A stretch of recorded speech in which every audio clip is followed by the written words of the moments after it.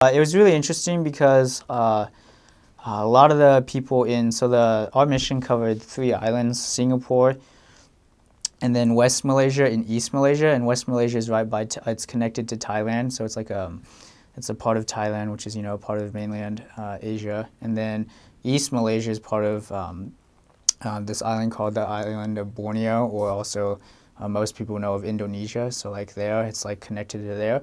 And so those were the three islands you could serve on. And in our mission, in the Singapore mission, you could be called as an English speaker, a Chinese speaker, or a Malay speaker. But in the pamphlet, like in the missionary pamphlet you get when you're told where you're going, it says Bahasa Melayu. And that was it at the time. I know in the past that it was they were called, like my MTC teacher, the people who taught me the language, they were called as Indonesian speaking first, and then they had to go and learn Malay over there. And when I had gotten there, they had just recently gotten the Book of Mormon translated into Malay, so that was a really big deal for us to have a lot of the first. So I was a part of a group, not me specifically, but it had been like a few months that they just recently gotten the Book of Mormon in its actual language for my people that I would be teaching. And so that was really cool, not having to translate from Indonesian. Even though Indonesian is very similar to Malay, it made it a lot easier because the people, most of them had spoken Malay, like that we're talking to, and they knew Indonesian, but it was still a little hard with the translation. And so there was always kind of like a joke throughout the mission that like English missionaries, they could serve in Singapore and West Malaysia. There was one area in East Malaysia they could serve at the time that I was there. And so they would only, their goal was to teach people in English, because in West Malaysia, a lot of people do speak English, and in Singapore. And the Chinese missionaries, they could they could be on all three islands. And so, and they, at least at that time, and I know previously they didn't have Chinese missionaries at all. But then I'm not sure how recently, but they started having Chinese missionaries because the Chinese members had shown a greater response, like, hey, yeah, we do want to learn the gospel. And so as that grew, then they decided to open that up. And so that was really interesting, just because when I was there, it seemed like the Chinese missionaries always had a harder time finding the Chinese members or Chinese people to teach as much, just because the Chinese people sometimes weren't as receptive compared to the Malay, the people for like the Malay missionaries. And so the Malaysian missionaries could serve in all three islands, and sometimes if they went over, most of the time when they went over to West Malaysia, they'd end up being in English speaking, so they wouldn't use their language. And so I knew some missionaries who've been out for 9 months, but they hadn't been able to practice their language because they'd been in an English area. And so it was a little rusty, and so that was a challenge definitely for them, or at least specific. I felt like that was specific to our mission, just with that. Like, I know some missions do definitely have multiple languages, but it's kind of nice to have your own native English if that's what you're speaking, and to learn another language, but at the same time it can cripple you because then you don't use that language, and so you become rusty. Something that I really wished that we could do, and as far as I still know now, that we couldn't teach the Muslim people, the people of the Muslim religion. That was just kind of the agreement the church had made with Singapore and Malaysia, the countries of Singapore and Malaysia. And that was really hard for a lot of missionaries. I think most missionaries, I met so many wonderful people of that religion, and had just so much respect for them. And so, I made friends with a lot of those people, and it was just hard because some of them would ask about the gospel, but we couldn't teach them because of that rule right now. And so that was hard. And so I wish, going back, if I could tell myself, or any missionary, if you have a restriction on your mission, like you can't teach a certain set of people, or just something happens like that, is just to be a positive example. That was something that was always just to be a positive example to them, because they definitely always watch you. Those people, a lot of them would be like, we noticed you guys, you're always positive, like the missionaries, even though it was raining pretty much every day, and it's like you're always positive and always trying to help people. Like they'd notice the kind acts. I remember like a fellow missionary, he helped push someone's car out of off the highway because it had broken down. And that there's these people we talked to later had said, hey, we saw your people, and we really like what you do, and you can't be that bad if you're helping someone like that. So it helped break down those images or ideas that people had about us, whether they were Muslim or not. And so that would be some advice I would give to myself, as well as to anyone who has who can't teach a certain set of people or just has a certain limit on their mission.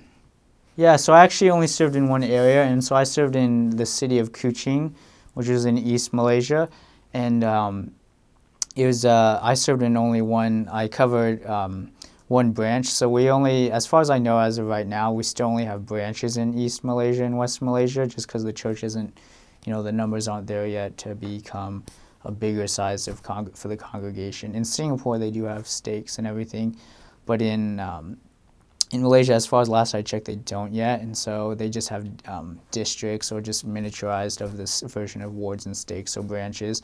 So in the branch I served in, we had me and my companion, and then only two others, so just two other missionaries.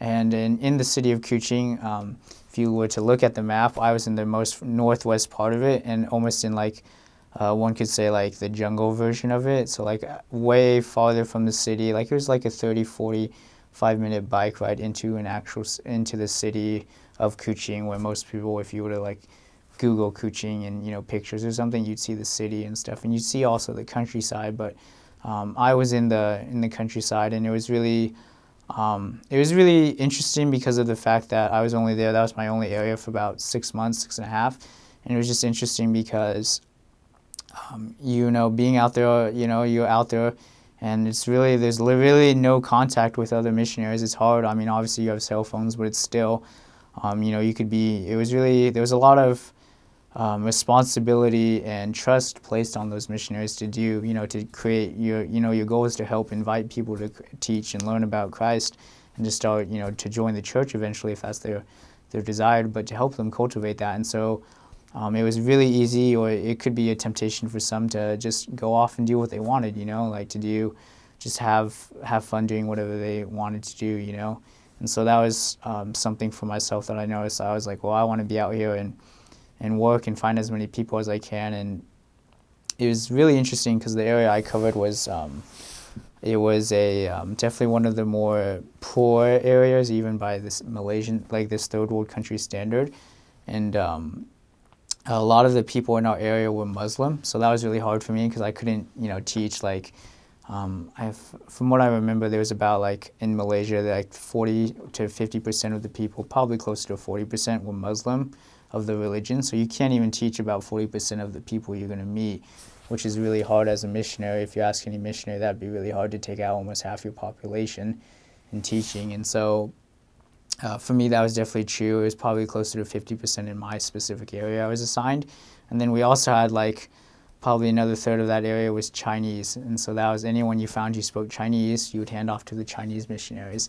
So that made our population of our teaching pool so very small. And so that was, for me, very frustrating to have such a small teaching pool at the beginning of my mission. I remember thinking, sitting there, if only we had a bigger teaching pool, we'd have more success.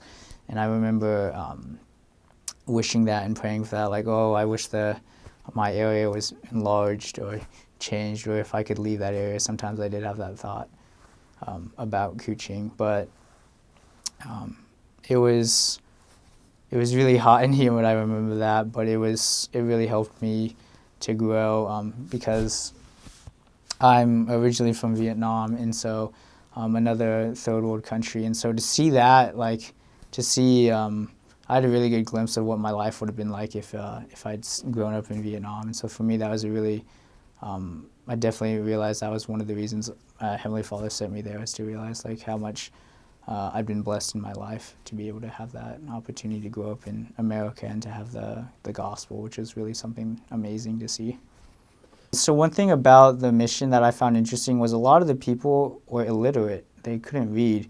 So that's really hard when you have this book called the Book of Mormon, and you're trying to share that with people. And a lot of people that I'd known at that point in my life gained a testimonial belief in it by reading it and praying about it. So that was really hard in my mind. I remember thinking, how am I going to teach these people? How am I going to help them get a testimony, of this book? Because that we really emphasize that we teach that the Book of Mormon is the keystone of our religion. And so I was like, how am I going to do that? And so one of the things we did a lot was just read it to them and we'd ask them to like pray about the things we read them and taught them. And it was really amazing to see people gain such strong testimonies of this book that they couldn't even read. I remember my trainer saying he'd served in this area previously, like at the beginning of his mission, and he said one of the members couldn't read, and then 2 years later, at the end, almost 2 years later, he could read because he wanted to read, and so he was reading, and he said that member. I remember that member telling me that it meant so much more to him to be able to read the Book of Mormon now, that it helped his testimony go so much stronger, and so that was something I really appreciated, that, and that I took in for granted, that just the fact that I had learned how to read even at a basic level.